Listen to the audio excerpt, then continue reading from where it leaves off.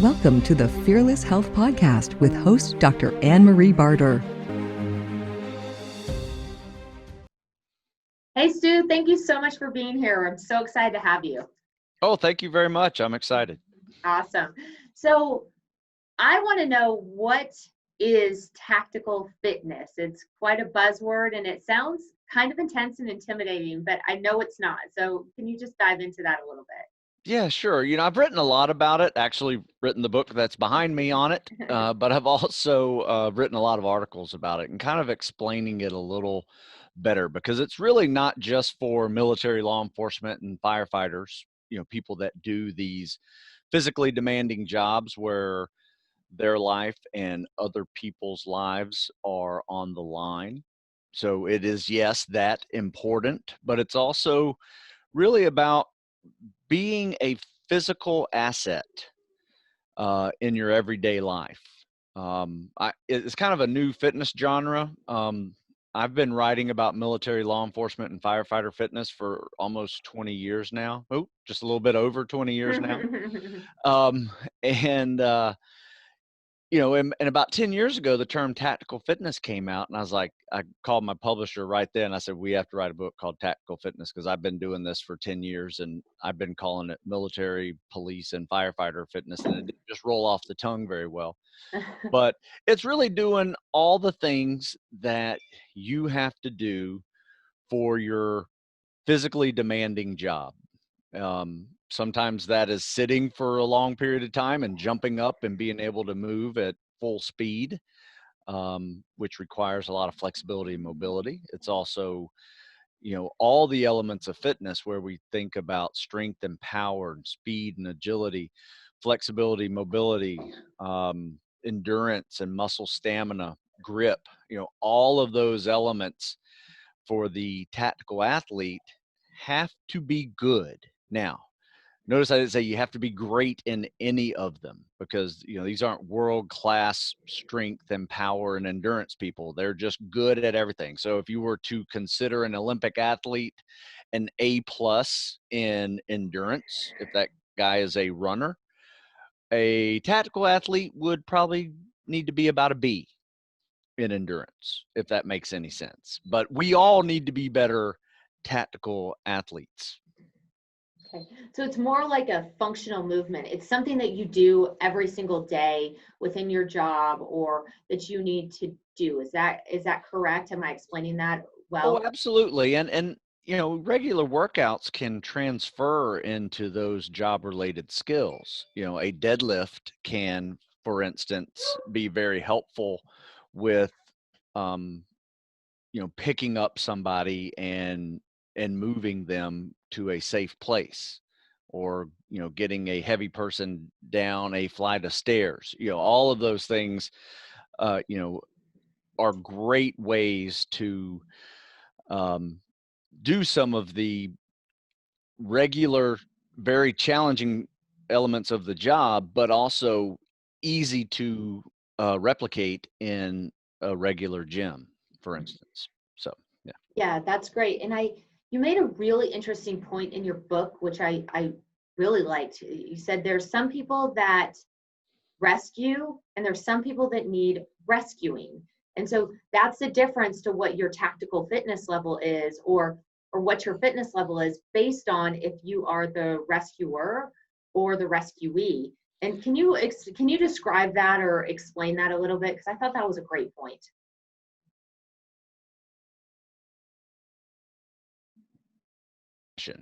Are you able to get yourself out of certain situations, or do you require help? Now, there are some situations that are beyond anybody's control, maybe severe illness or other ailments that can cause these type of issues, but they are also very what sorry, I'm getting distracted. What is that noise? We'll just pause out. My phone went off, and generally it blocks. It blocks where the phone will go off, but it suddenly just started going, and I don't know, for some reason it hit the do not disturb. But I'm so sorry, because I thought it was something in my house, and I was like, oh, That's totally fine. We'll just edit that out. Keep going. Okay. I'm sorry. Where were we? So we'll take it from the top. Yeah. So there are some people that need rescuing, and there's some people that are the rescuers. And so Yes. how can we determine if we are the rescuees or the rescuers, and what does that look like? Because I think that that's such a great point that you bring up on fitness level. Well, as I stated in the beginning of tactical fitness definition being, you have to be an asset in some way, whether that is getting yourself out of certain situations, a burning house, saving your loved ones, out of a burning house, or a natural disaster, for instance, a flood, or somebody, can you save somebody who is drowning? There's little things like that that are very big, that can be fixed by general fitness applications. Now, I'm not saying you need to go and do, hand to hand, martial arts or anything like that, but just being on practicing swimming, is a great skill. And you are now an asset on 75% of this globe because you can now swim, and perhaps, can you swim to a level where you can actually save someone? That's kind of like the next level, so. That's great. So, I mean, I think one of the points that I really liked and how I heard about your book, which I thought was quite interesting, was a patient of mine said, your book was fantastic because he was able to perform at such a high level over 40. And so that was really great that he had found that. And so what advice, I think a lot of people get concerned when they're 40 or approaching 40, or they haven't worked out. They feel intimidated and threatened when they have to work out. And so what would you tell somebody that hasn't worked out or hasn't worked out in a long time? And how could this type of workout really help them and improve their lifestyle and not to be intimidated? Right. Well, I would say, my first 20 years of a writer, I have been writing about a very specific young category of people who want to serve in very challenging military, law enforcement, firefighter professions. And as I turned 40, I was realizing that, and as I got closer to 50, I really realized that things are changing. Personally, I noticed it myself, and I also realized that I was neglecting the very people who started out with me. They were 20 years old when they started out with me. Now they're turning 40, and they may have done this, a great career in public service, and sacrificing a lot, not only just time with their family, but with, their physical abilities, and getting injured and still having to work and, kind of suck up those things. And so what I have tried to do with this Tactical Fitness Over 40 series, and it starts off with rebuilding the foundation. And that's probably where he might have started, with the first phase of that. And that's really for beginners. It can be for beginners. It can be for people who were advanced athletes years ago, but have just let themselves go, or they just got injured and slowly went downhill.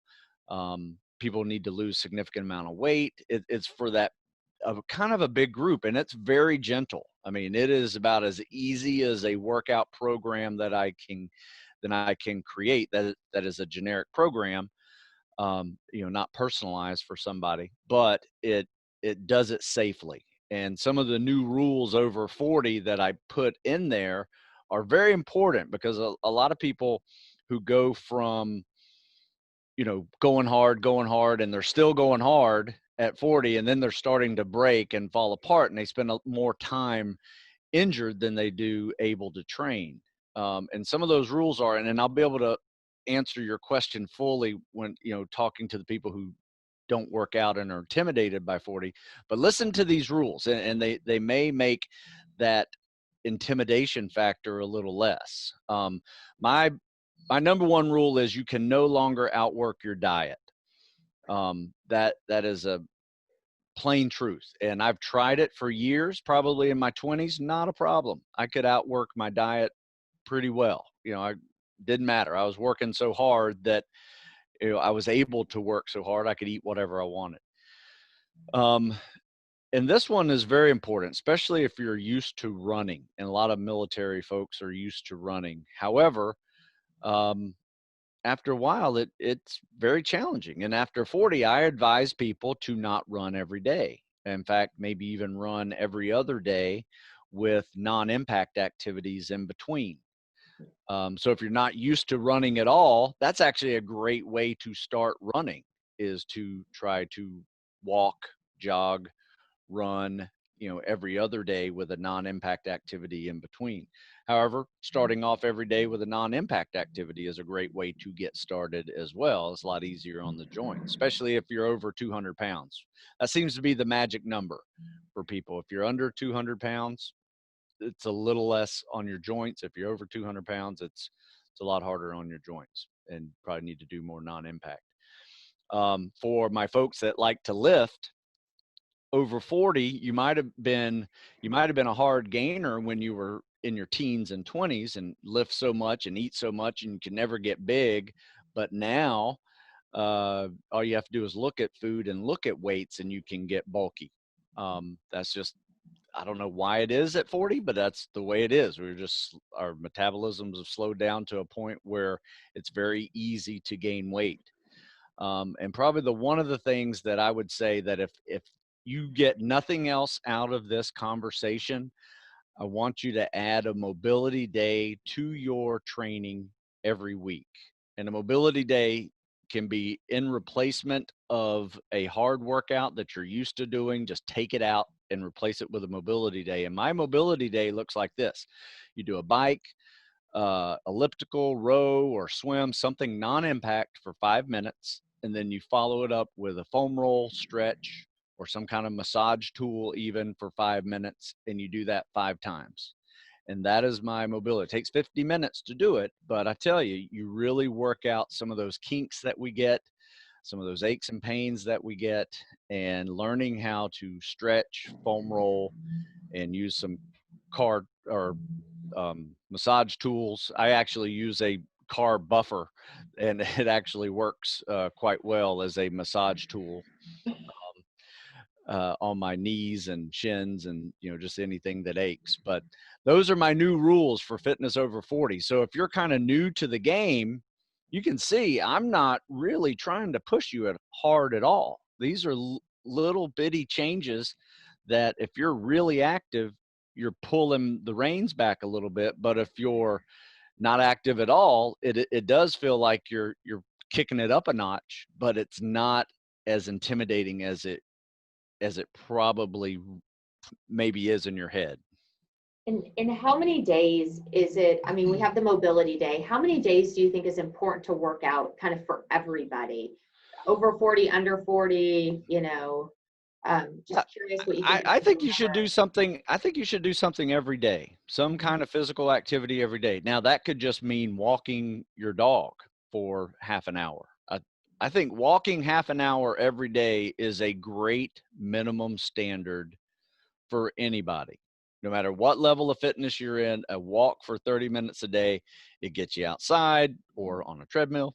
And you just get moving a little bit, and then you stretch a little bit after that and you're done. So I would call that a good minimum standard. However, I'm 50 years old and I work out probably about 2 hours a day, 6 days a week. But I've been doing this for decades. And I do it really smart. I do a split routine where I work upper body one day, lower body the next. I do a mobility day, and then I'll do it again. So I actually have these recovery days built in. And on one day of the week, I don't do any workouts, but it's usually some other activity, whether it's yard work or, walking the dogs, or, I walk my dogs also. But, it's just, like I said, that's my minimum standard. But yeah, you can build yourself up to that. And, this program that I sent you was the phase 1 of that. It's a a 12-week program that just really gets you back moving again. But then there's a phase 2 that's another 12-week program that kind of takes it up a notch. And then there's a phase 3 that takes it up another notch, and phase 4 that takes it up another notch. You know, so in the end, it's a 52-week program where you basically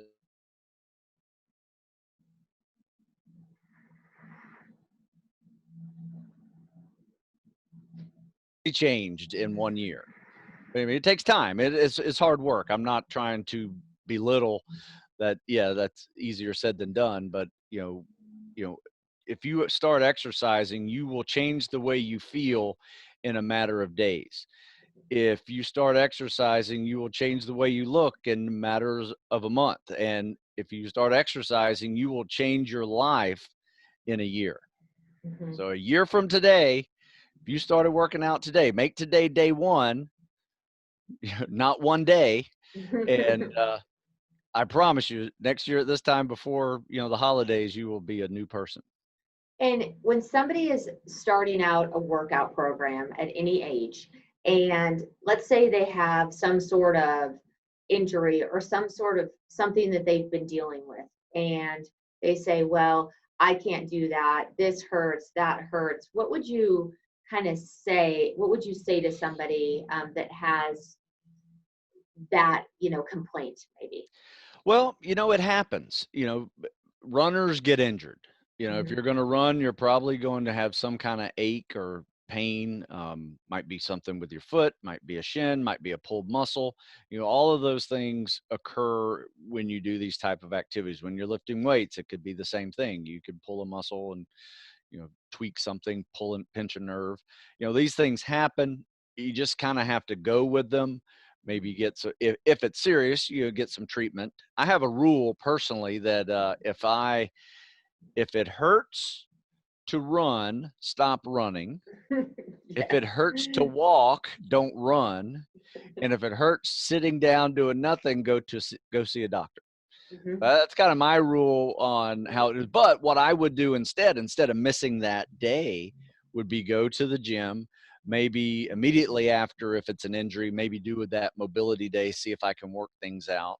So I've never really lost the habit of going to the gym and training, even though I've had this injury, and figure out a way to work around it. You may just have to do, some non-impact cardio for a week or so, or you may have to just do upper body activities, every other day, and skip the legs if the knee's hurting or things like that. So there are many ways to work around it.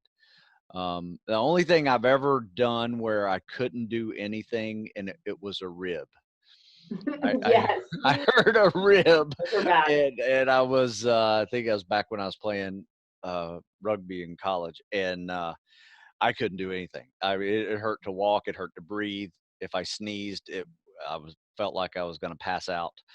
So there are some things obviously that you just need to rest and heal, and get a good night's sleep and eat well and do all the right things for recovery that will help you recover faster. But yes, I would say if you can work around it, work around it.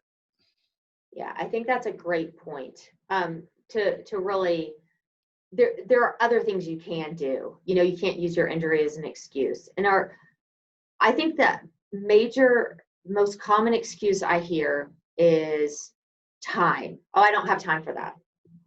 And what do you say when somebody says, I don't have time to work out? I don't have time to do that tactical training. That just doesn't work. What do you say to somebody? Well, if someone's listening to me and say, yeah, there's no way I could do that for 2 hours a day. And I get it. I have it scheduled in my day where I do it an hour before my day starts. And then I do go at lunch and get And at what time is the before? Just out of I start at 6. Yep. I get up about 5:45, 5:30, and then from 6 to 7, get some workout done. And then during lunch, I'll get the cardio component of that done typically.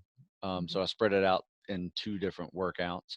It's just become a habit. And I found personally that I almost needed the extra cardio just because, I do like to eat and I eat well, but for me, it's portion control. I would say my weakness is portion control, because I can eat like I did when I was 20 and just eat a lot, and just not, clean my plate, clean my kids' plates, if they're leaving food on there, I just don't leave anything for leftovers.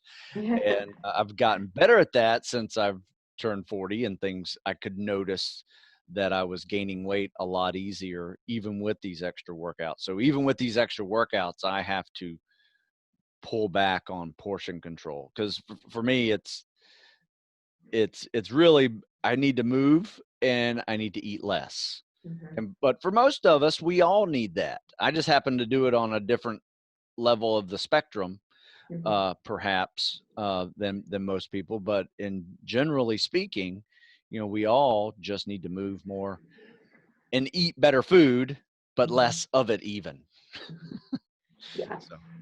So.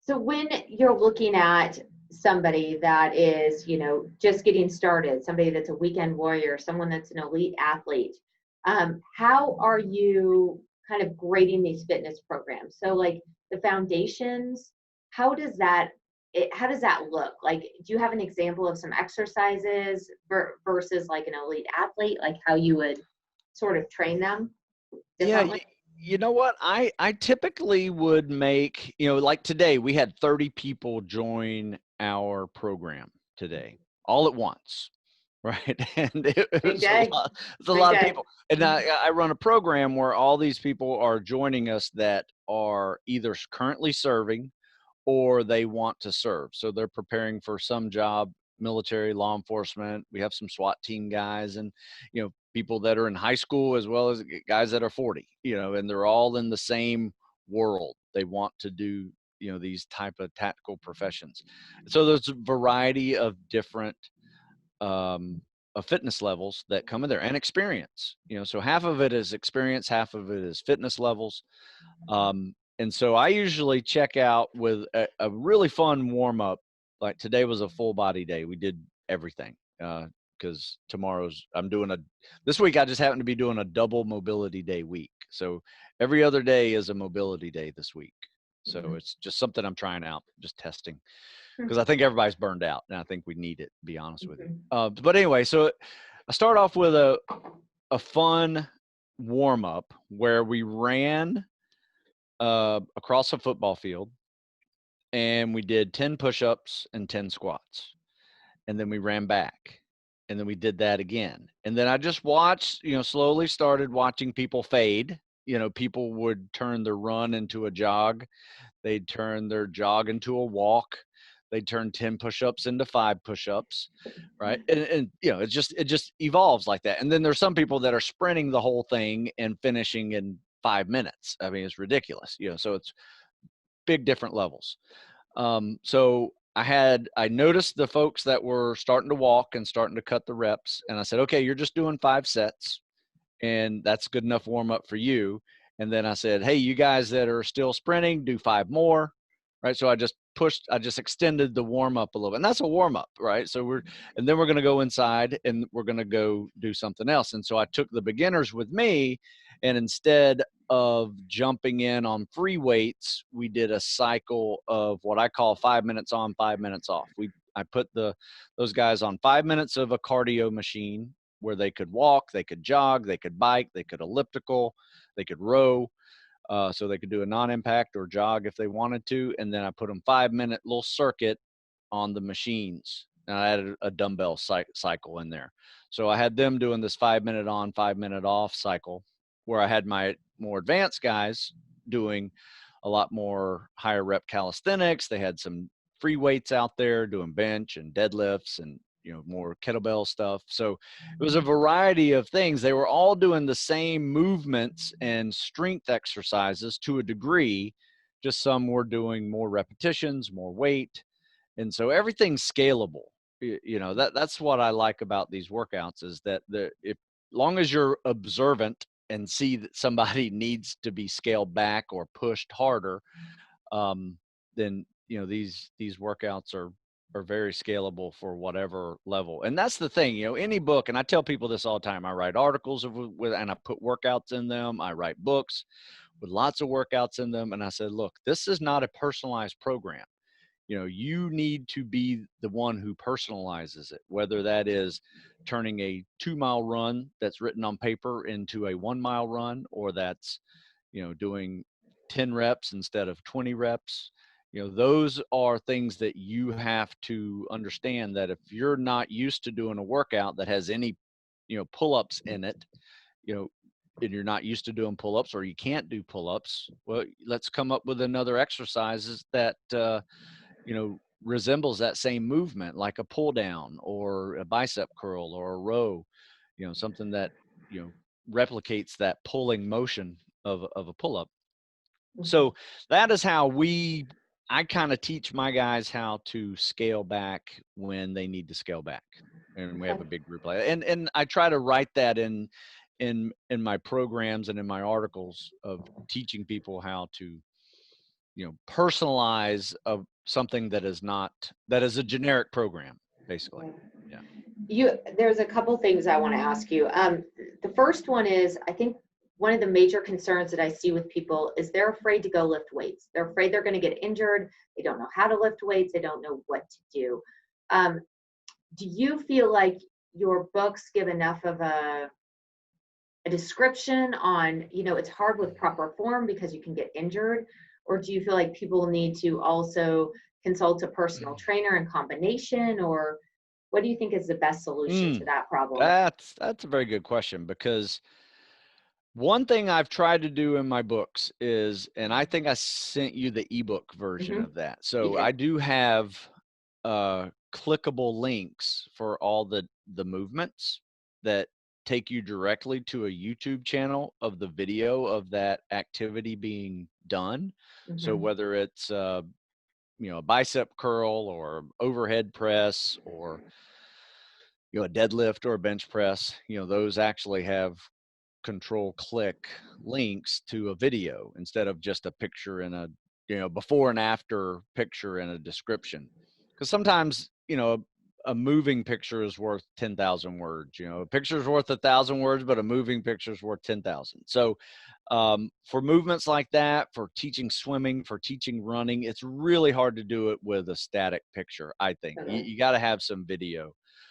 So I've tried to do that. I've created this 120 video library on my YouTube channel to help with that. But if mine isn't good, there's plenty out there that you can find of this movement. You want to learn, a very technical version of the deadlift, it's out there, and I use YouTube for just about everything, whether I'm trying to fix my computer or fix my car or there's so many videos out there that you can use and learn from.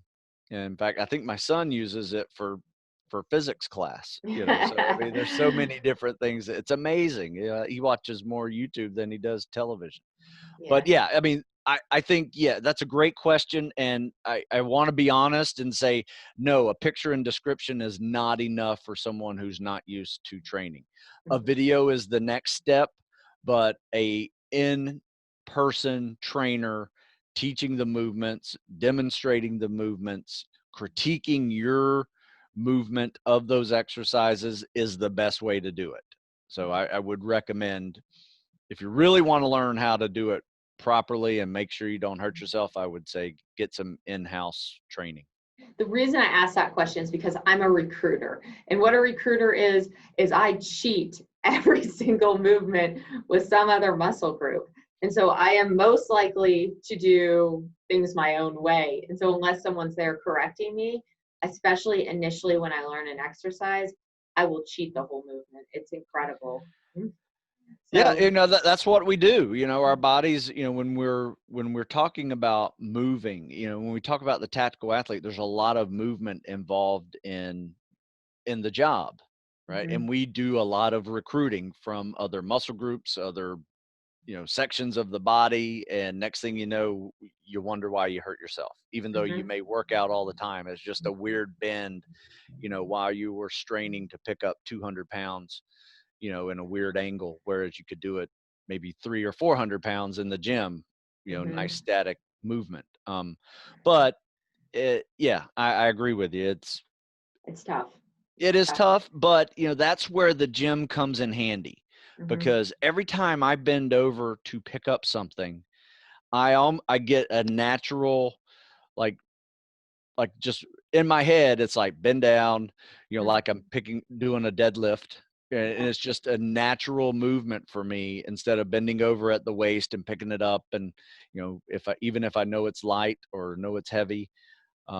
Plus, I tell you one thing, the last thing I'm going to do is pick up something that is super heavy, that's not in the weight room, just off the ground, right? I'm going to use a dolly or something like that. But in an emergency situation, which often these jobs require, and when you're in an emergency situation of your own, sometimes you don't have that luxury, but you do have the luxury of the fight or flight hormones that are rushing through your body and make you super strong super strong for a little bit. But um, it does help to have a better foundation, because typically that usually accompanies some kind of injury post. Even though you saved your life, you're hurt, Sure. because you overdid it. But if you have a little bit better fitness foundation, you can, be less hurt. So. So you also made an interesting comment. You said, you see people get burned out or people need to take a rest. And so I live in athletic Colorado. And if I tell people to rest, they stare at me with the death stare, because everybody overtrains, over exercises here. It's just a part of the culture. And so how important is rest? It sounds like you work out 6 days a week. You take one day off for sure. So can you talk about rest just being an important part of the athlete? Yes. You know what? That's a really good point. I take a day off where I don't do anything. I take a mobility day where it's very easy. Now, it still takes an hour, hour and a half to do, but it's very therapeutic. I mean, it is basically stretching and massage, time, with some very non-impact activity where I don't even break a sweat with intensity.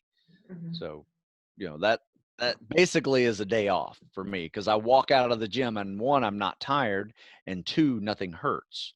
Which, at 50 years old, to be not tired and nothing hurting, that's a win. That's a big win. So doing it twice this week, just because we've been hitting some 2-a-days pretty hard for the last month, while we still had some good weather here in Maryland. And now we're kind of in this lift cycle, and everybody's in the transition of going from cardio and calisthenics to lifting. I can see it after a month. They're just really starting to burn out. So we're adding that, still have that day off on Sunday, but we are adding 2 mobility days on Tuesday, Thursday. And depending on how we're looking on Friday, I may add another mobility day on Saturday. So you really just have to listen to yourself, and listen to your body. Are you sleeping well? Are you doing all the right things for recovery? Because I look at recovery as a balance, right? If you're eating well, right, you can work out a little harder. If you're sleeping well, you can work out a little harder, right? If you're actually taking a day off, you can work out a little harder, and everything comes back into balance. Otherwise, you can have a perfectly,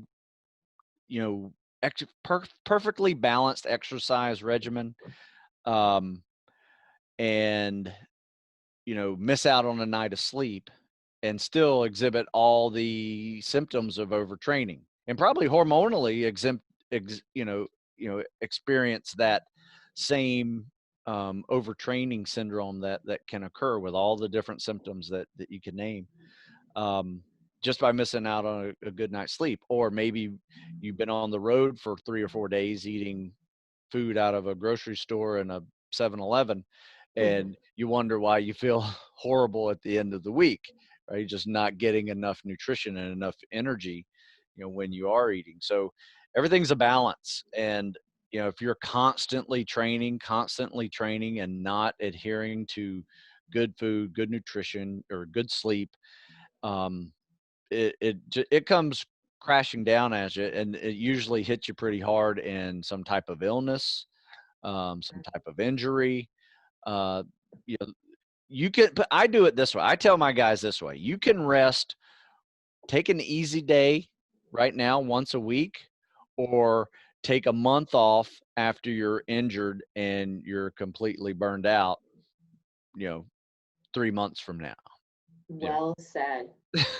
That's totally well said. And I Yeah. chuckle at that because I'm that person that I've run through it and like regretted it so much, and then had to take, 6 weeks off or however long to heal a pretty bad injury. Yeah. But it's news that you can't live off Slurpees and big bites and donuts. Go figure. What a shame. Who would have thought? Yeah. Well, I will say, I tell this too, because I get a lot of guys that want to go into Navy SEAL programs and special ops programs. So their mental toughness, they're not going to take a day off unless I say take a day off. I mean, and then even then it's like, you sure we can't do a Murph or something? I mean, just something easy. What are you kidding me? That's not an easy workout. Maybe relative to you, it is. That's not an easy workout. Or we're just going to go run 5 miles instead of lift. I'm like, just take a day off. Because I tell them all the time, there's a fine line between mental toughness and stupidity. Mm-hmm. If you get hurt and you can't train anymore, you just went past that line.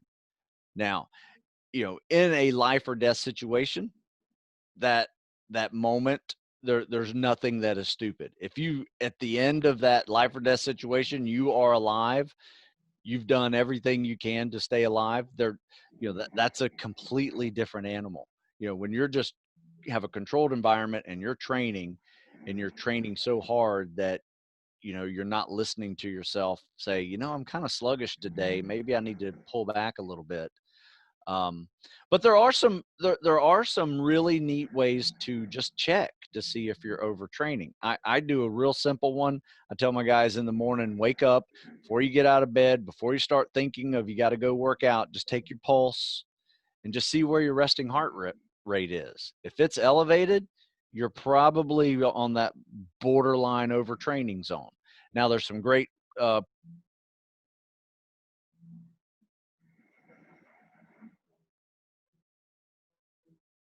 used them for a while. I don't really use them often. But there are some programs that can actually give you some direct feedback on whether or not you're resting enough, whether or not you're getting a good night's sleep. I think the iPhone or the watch, the Apple Watch, can tell you some of that information too. How accurate it is, it might be 10-15% off of real accuracy, but if it gives you a ballpark of like, hey, you need to sleep more, listen to it, because it means a lot. But if you can look at a watch and say, yes, I only slept 5 hours last night, that's not enough sleep. Mm-hmm. You need 6, 7. If you can push 8, even better. Mm-hmm. That's really hard to do. It's very hard to do. Like I said, I get up at 5:30, but I'm a zombie by like 9:30, 10 o'clock. If I make it past 10 o'clock at night, it's rare. Same here. Same here. Same exact thing. I think I'm on your schedule. I'm up Yeah, at like 5 but or 5:30. but I can definitely get 8 hours sleep like that. Mhm. But Yep. I've earned it. I mean, I'm tired. I put my head on a pillow and I'm done. Yeah. Sleep is So so critical. It's so yes. important. And I can hear the questions that would be, so how is this workout different than, say, CrossFit? Oh, well, it's very different. I mean, the one that you're responding to with the Tactical Fitness Over 40 Mm-hmm. rebuilding, for recovery and injury, people who are injured. It's a very beginner program. I mean, Mm-hmm. it's for people who haven't done anything or are hurt in such a way that they just need to, or they've been out for significant amount of time, that they just need to treat themselves like a beginner. I always tell people, like, I have this one guy who had pneumonia, and he's been out for like a month, hasn't really done anything. And I said, the last thing you need to do is come back here and start off where you left off. We are going to treat you like a beginner.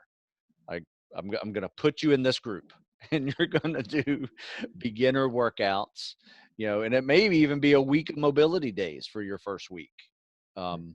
and just 5 minutes of non-impact cardio followed by stretching and foam rolling, and just, getting some movement going again with, get the rust off you.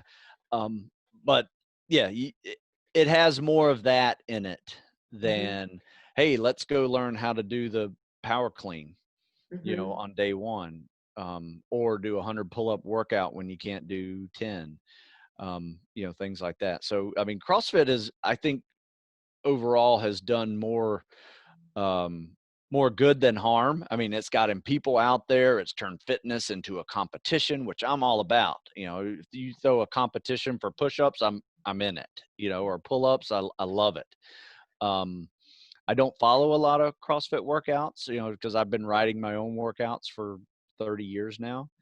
And but I do like a couple of them. Like I said, I mentioned the Murph. That's a CrossFit style workout where you do 100 pull-ups, 200 push-ups, 300 squats. See how fast you can do it with a mile at the beginning and a mile at the end. And it's a fun little workout. It's a calisthenic based workout that I enjoy. I happen to have been doing one of those workouts long before there was a CrossFit. There's nothing new in it. It's just, I think sometimes when you're in a group, and I see this in my own group, that you can push yourself beyond your limits in a good way, and you can push it in a bad way, and people get hurt. They get rhabdomyolysis, whatever, they just work too hard. I tell people this all the time: one person's warm up is another person's workout. So you have to be cognizant of that, especially when you get a generic workout program that's in a book. It may be too easy for you. If it's too easy for you, add some reps, add some mileage, or bump it up a couple of weeks. If it's too hard for you, cut it in half. Listen to You your have body. to add some, you have to add some common sense to it, and ask yourself, well, I haven't done any running in the last 5 years. And this first run in week 1 of this workout says I need to do a 4-mile timed run. Well, that's the wrong workout book for you. It sure is. And it's interesting you say about the Murph, because I dabbled in CrossFit a little bit, but my very first CrossFit workout was the Murph. I walked into a CrossFit gym. That's what I did. I was suffering. I was suffering for sure. That was a suffer-fest workout for me. Yeah, I mean, I have guys that warm up with the Murph. I mean, it was so hard. They're so far advanced. I mean, it's fun to see. It's fun to see a 20-year-old that warms up with a Murph and then can work out for another hour and a half, 2 hours. It's impressive. That's super impressive. It's very impressive, but not everybody's able to do that. And that's, I tend to write on the full spectrum of fitness. Right. I love writing about the guy that is going to go from 10 pull-ups to 25 pull-ups and run a 8-minute mile, and now he's running a 6-minute mile pace for 5 miles. I love all that too, but I tell you, I get the most reward from people who are 100 pounds overweight. They lose 100 pounds. Might take a year to do it, but they also get fit at the same time. And it's that year that just changed their life completely. And they're a different person, after losing 100 pounds. And they've changed everything that they used to do. All the bad habits are gone. They've created new good habits. And that's really what this journey is all about, is slowly, progressively starting to move and build some good habits of movement. And then as you go each month, see if you can knock down another bad habit. That might be smoking or some other tobacco product, or it might be drinking, or it might be eating too much, or sugar, whatever that is. Do it progressively. Where people screw up the most time is they do it all at once. And that's why the word resolution is no longer used by the time February's here, because everybody quits using the word New Year's resolution by usually January 20th. Yeah. And I mean, I think just to your point, what I have seen in practice is a lot of people will grade up a workout so fast. They get injured. They don't follow what I call the 10% rule, which is increasing everything 10% each week versus like, I'm going to run a mile this week and then 5 miles next week. Like that's a great recipe for getting injured. You cannot grade up like that. And I think it's really important too. The people that I see do the best, if I put them on a diet or I change their diet or I do something, a lot of people are like, I'm just going to eliminate beer. I'm going to eliminate alcohol. And then I'm going to eliminate this thing or that bad habit. I feel like that's so much more sustainable than I'm going to do a juice cleanse for a month. And I'm like, wow, that seems really, really challenging. That seems really restrictive. That's no fun. So, I mean, I really think there is so much wisdom in just grading up easily and having that be achievable and getting the small wins, because that's just going to keep you going. Absolutely. And it's a logical progression. You go from 0 to 100, you don't get there like that. It's a logical progression. Doesn't have to be linear. You can have good steeps and, plateaus a little bit along the way, but that's where you add something new and change things up a little bit and add some variety. Next thing you know, you're off this little plateau of weight loss or performance gains or whatever that is. And, you can just keep on moving. So it's a fun journey. If you're somewhere in there on that, thinking I need to get started, I just don't know how to get started, just start walking.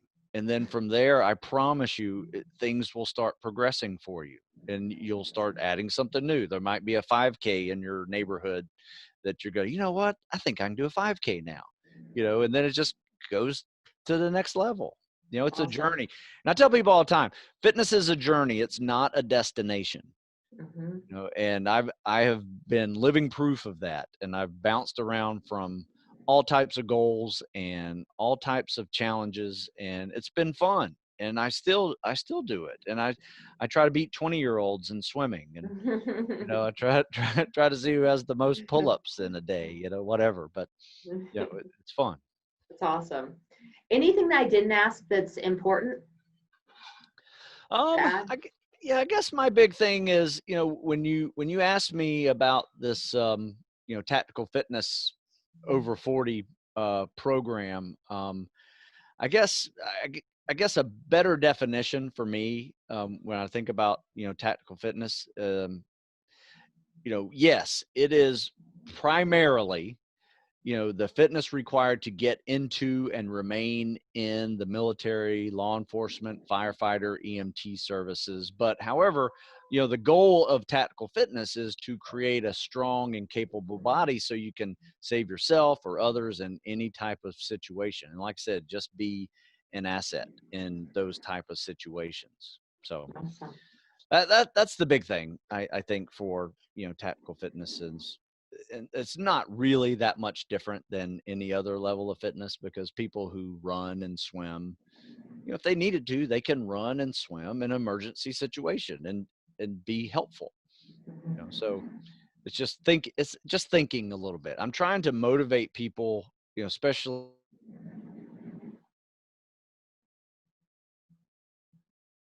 for not being motivated to train when you're in the tactical professions. And I get it. We're all human. We're still not necessarily motivated to train some days. But if you train like your buddy's life depended on it, you might have a little more motivation to go train. Boy, isn't that true? It's that important. It's true. And where can they find you, Stu, and your book and everything if they want to get in touch with you? Sure. I'm in Maryland. And I run a program here called the Heroes of Tomorrow. We train people for free who want to serve or are serving. A lot of fun. I talked about a little bit in the show. But if you go to stewsmithfitness.com, you can see my books.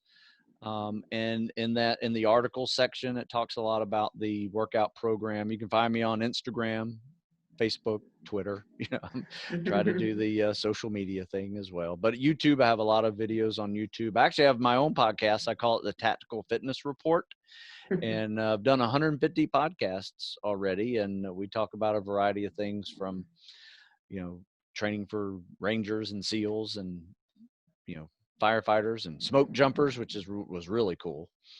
Cool. The guys that jump out of planes and put out fires. Really cool stuff. So we talk about it all. So that's a niche field. Thank you so Yes. much for being with us today. Thank you.